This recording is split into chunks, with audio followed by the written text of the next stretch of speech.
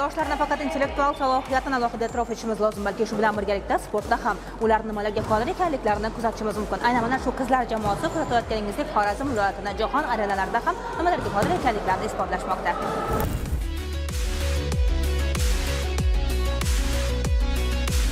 Bugun Qo'shko'pirda nafaqat g'alabalar, balki katta sport uchun mustahkam poydevor yaratilmoqda. Bir tomondan xalqaro maydondagi vatan bayrog'ini baland ko'tarayotgan voleybolchi qizlar, ikkinchi tomondan esa chempionlikka intilayotgan yosh bokschilar. Bu natijalar ortida esa mehnat, intizom va ishonch bor.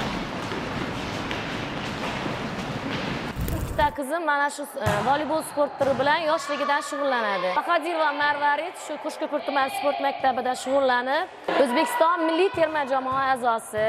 Hozirda Urganch davlat universiteti talabasi. Osiyoda bo'lgan musobaqada faxrli ikkinchi o'rinni egallagan. Qo'shko'pir tuman sport maktabi qizlari har doim voleybolni juda ham yaxshi ko'rishadi. Har doim viloyat kuboklarida, viloyat chempionatlarida sovrindor bo'lib kelmoqda. O'zbekiston kubok musobaqalarida ham, chempionatlarida ham har doim faxrli birinchi va ikkinchi o'rinlarni egallab kelmoqdalar. Asosiy maqsadim voleybolchi qizlar jamoasini shakllantirib borish, har doim yoshlarni sportga bo'lgan qiziqishini oshirish, chekka qishloqlardagi sportchi qizlarni ham shaharga sport bilan shug'ullanishlarini muntazam olib borishni xohlaymiz.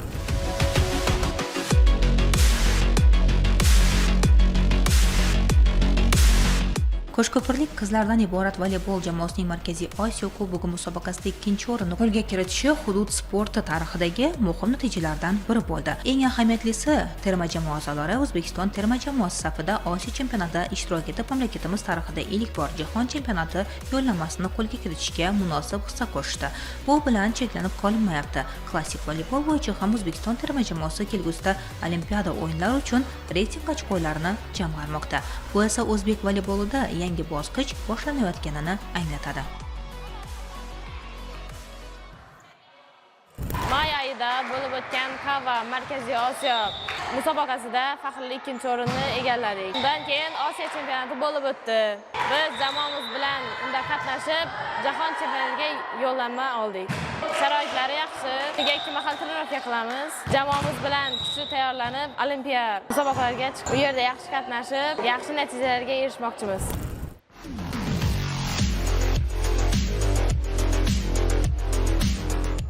Qahramonimiz esa atigi 15 yoshidayoq Oliy ligada ishtirok etish imkonini qo'lga kiritdi. Bu nafaqat uning shaxsiy yutug'i, balki Qo'shko'pir sport maktabidagi tayyorgarlik tizimi samarasi sifatida ham baholanmoqda. Tahlillarga ko'ra, erta yoshdan professional musobaqalarga jalb qilinayotgan sportchilarning xalqaro maydondagi natijalari yuqori bo'ladi. Bu esa hududda seleksiya va iqtidorli yoshlarni saralash ishlari to'g'ri yo'lga qo'yilganligini ko'rsatadi. Boks sportida ham natijalar e'tiborga molik. Abxaziyada o'tkazilgan xalqaro turnirda O'zbekiston terma jamoasi birinchi o'rinni egalladi. Bu sport turida ikki karra Xorazm chempioni va yaqinda bo'lib o'tgan Abxaziya Respublikasidagi xalqaro turnirda faxrli birinchi o'rin sohibi bo'ldim. Kelajakdagi orzularim O'zbekiston bayrog'ini yuqoriga cho'qqiga ko'tarib, O'zbekiston chempioni, Osiyo chempioni, jahon chempioni bo'lish. Sport mening hayotimda o'zimga bo'lgan ishonch, to'g'ri hayot tarzi va sog'lig'imda ijobiy o'zgarishlarga olib keldi. Boks sportini hammaga tavsiya qilaman.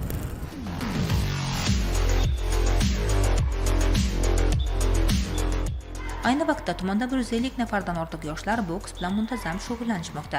Murabbiylar fikricha, keyingi yillarda aynan hududda O'zbekiston chempionlari yetishib chiqmoqda. Bu esa sport infratuzilmasi va mashg'ulotlar tizimi bosqichma-bosqich kuchayib borayotganidan dalolat beradi. Qo'shko'pirda sport shunchaki musobaqa emas, u yoshlarning orzusi, intilishi va kelajak sari tashlanayotgan qadamiga aylanmoqda. Bugun xalqaro arenalarda namoyon bo'layotgan yoshlar ertangi kun O'zbekiston sportining yangi yulduzlariga aylanishi shubhasiz.